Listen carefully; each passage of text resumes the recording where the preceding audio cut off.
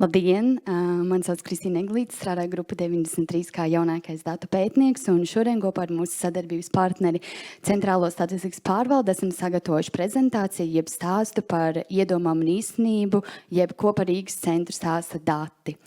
Un kas gan var būt labāks par datos balstītiem argumentiem un pieņemtiem lēmumiem pareizi? Un kāpēc šo pieminu ir? Tāpēc, ka vai joprojām sabiedrībā eksistē šis mīts par to, ka Rīgas centrs izmirs, iedzīvotāju skaits samazinās un šeit vienkārši nav ko darīt.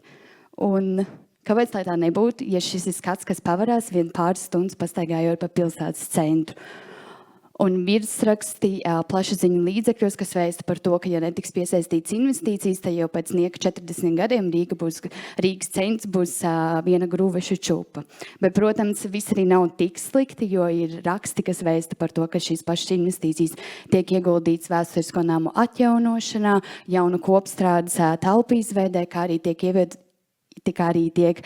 ieviesti dažādi satiksmes ierobežojumi, šajā gadījumā pozitīvā formātā. Līdz ar to šīs prezentācijas ietvaros es vēlos aicināt mainīt toni, kādā veidā mēs runājam par izaicinājumiem, kas skar pilsētas centru, jo tāda atslēgas vārdi kā atdzīvināt, izmirs un citi vien cilvēkos stimulē negatīvas emocijas, jeb negatīvas emocijas, kā viņi uzsver šo pilsētas daļu. Tā vietā fokusēties uz pozitīvajām lietām un kā mainīt centra reputāciju. Un sāksim ar visklasiskāko no mītiem par to, ka iedzīvotāju skaits centrā samazinās. Tā nav.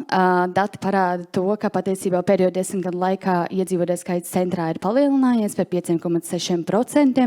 Un šeit laikam jāpiezīmē to, ka šīs prezentācijas ietvaros ar centru mēs saprotam 7 apkaimes, kas ir centrs, Vecpilsēta, Avota, Grīziņkalns, Brasa, Skanste un Pētersala, Andrejsala, kur tieši Skanstē bija vislielākais kāpums iedzīvotāju skaitā 109% salīdzinot 24. gadu ar 14. Un ja mēs paskatāmies mazliet detalizētāk uz centra iedzīvotāju demogrāfisko profilu, tad lielāko īpatsvaru sastāv sievietes, kāds ir gan Rīgā, gan Latvijā kopumā. Vidējais vecums 38 gadi, kur Rīgā tie ir 43. Un salīdzinot centru ar pilsētu kopumā, centrā ir par 4,7% vairāk iedzīvotāji tieši darbspējas vecumā. Turpinot stāstu par iedzīvotājiem, pirms pasākuma mēs aicinājām cilvēkus izteikt viņu viedokli par to, kas ir vai kā viņi raksturot centra iedzīvotāju. Un viena iezīme, ko varēja savilkt kopā starp vairākiem iesniegtām atbildēm, ir tas, ka centrā tomēr dzīvo turīgāki iedzīvotāji, un ko apliecina arī dati, kur 23. gadā mēneša bruto darba samaksa centrā sastādīja vidēji 2155 eiro. Un šeit uz ekrāna jūs varat redzēt arī citas iesniegtās atbildes, kā piemēram tas, ka centra iedzīvotājs saprot to, ka bērnu uz skolu vai pulciņu var palaist ar kājām caur kādu no parka un nav nepieciešams auto un pieviešana pie pašām durvīm, kā arī tas, ka centra iedzīvotājs var būt jebkurš, kā arī ir. Tad vēl viena, varbūt dažkārt pat aizmirsta sabiedrības grupa ir studenti, gan tie, kas pārvācās uz Rīgu no kādām citām Latvijas pilsētām, gan arī internacionālajā. Un šoreiz tieši stāsts par ārzemju studentiem, kur pagājušajā mācību gadā studijas Latvijas augstskolās uzsāka gandrīz 11,000 studentu, konkrēti tieši mobilo studentu, un mobilais students ir persona, kurai savu iepriekšējo izglītību ir ieguvusi ārzemēs un šobrīd atrodas Latvijā ar mērķi iegūt grādu, jeb ilgtermiņā, kas nozīmē, ka šajos 11,000 nav iekļauti īstermiņa mobilitātes studenti, jeb šie 10,000 jaunieši, kuri pagājušajā gadā izvēlējās Latviju kā savu galamērķi Erasmus programmas ietvaros. Un vēl ko vēlos piebilst, tas, ka šie 10,000 arī neparādās oficiālajā iedzīvotāju statistikā. Un kāpēc par šo ir svarīgi runāt centra kontekstā, ir tāpēc, ka studenti lielākoties izvēlās centru kā savu māju vietu, un ko apliecina arī dzīvokļi ir sludinājumi, kur mēs varam redzēt, ka mērķa auditorija ir students, un vēl konkrētāk, ka tas ir ārzemju students.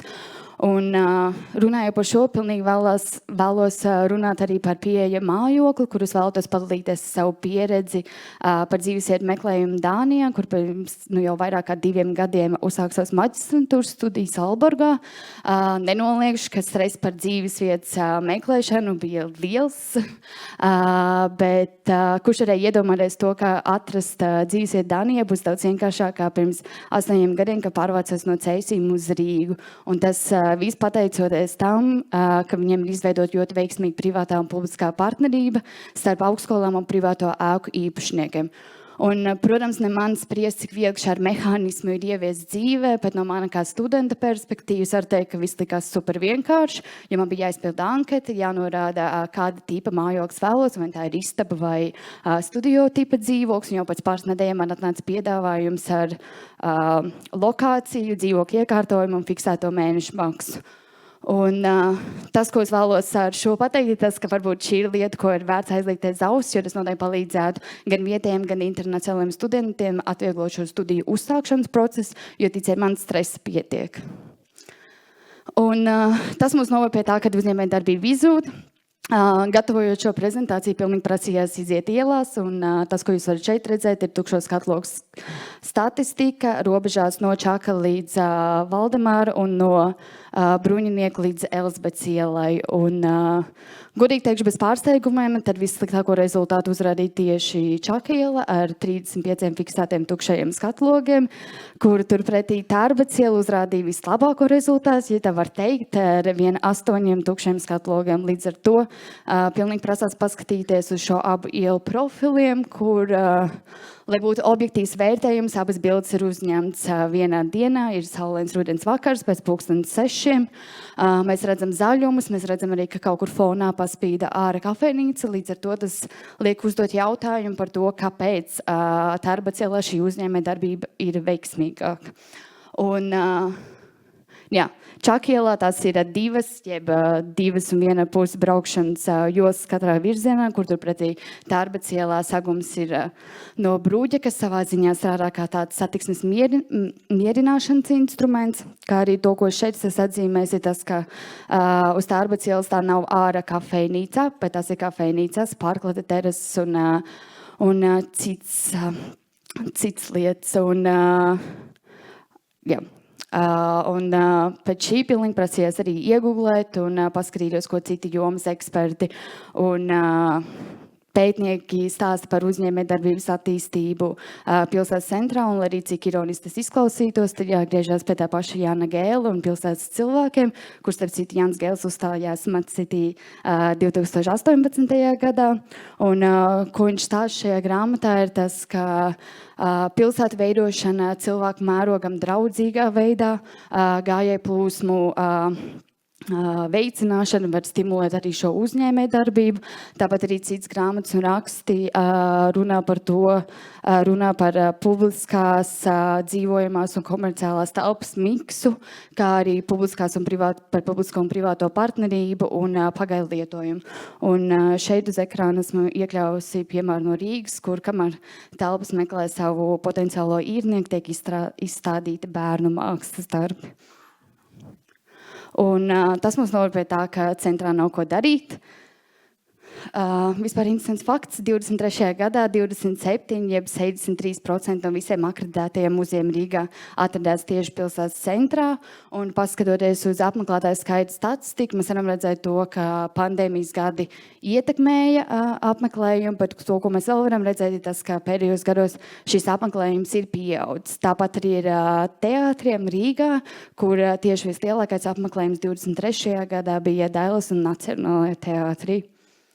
Un tas mums noved pie turisma, un šeit iespējams pacelšu punktu, kuram daži no jums varētu nepiekrist, tas, ka mēs Rīgu nevaram salīdzināt ar tādām pilsētām kā Barcelonu un Prāgu, kur pēdējos mēnešos ziņās ir izskanējuši jautājumi par Airbnb dzīvokļu likviditāciju, tāpēc, ka tas tiešām nopietni ietekmē cilvēku dzīves kvalitāti un pieejamību mājoklim, kur Rīgas kontekstā mēs uz turismu nevaram skatīties tādu kā sliktu lietu, drīzāk pretēji.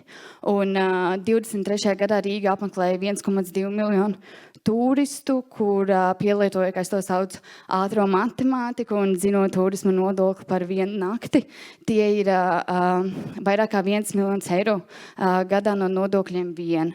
Un neskatot to, ka tāds vidējs turists, ņemot vērā viņa ceļošanu mērķi un budžetu, atstāja vidēji no 40 līdz 100 eiro naktī par dzīvošanu, ēšanu un citām aktivitātēm. Un, jā, vēl pēdējais, ko vēlos paspēt šīs prezentācijas ietvaros, ir tas, ka centrs nav miris, bet gan ir mainījušies iedzīvotāju paradumi, ko mums parāda arī dati par to, ka arī pēc pandēmijas gadiem vēl joprojām ir vidēji 80,000 iedzīvotāju, kur izvēlās šīs attālinātā darba iespējas un atkal pielietojot ātro matemātiku, tie ir aptuveni 3,000 iedzīvotāji, kurus mēs vairs darba laikā nesatiekam uz ielām, piemēram, pusdienojot. Un tāpat vēl ir aktuāla lieta kā ēdienu piegāde, apģērba un citu preču iegāde internetu veikalos. Līdz ar to, vai mēs tiešām varam teikt, ka centrs ir izmiris, mums nepieciešams to atdzīvināt. Paldies!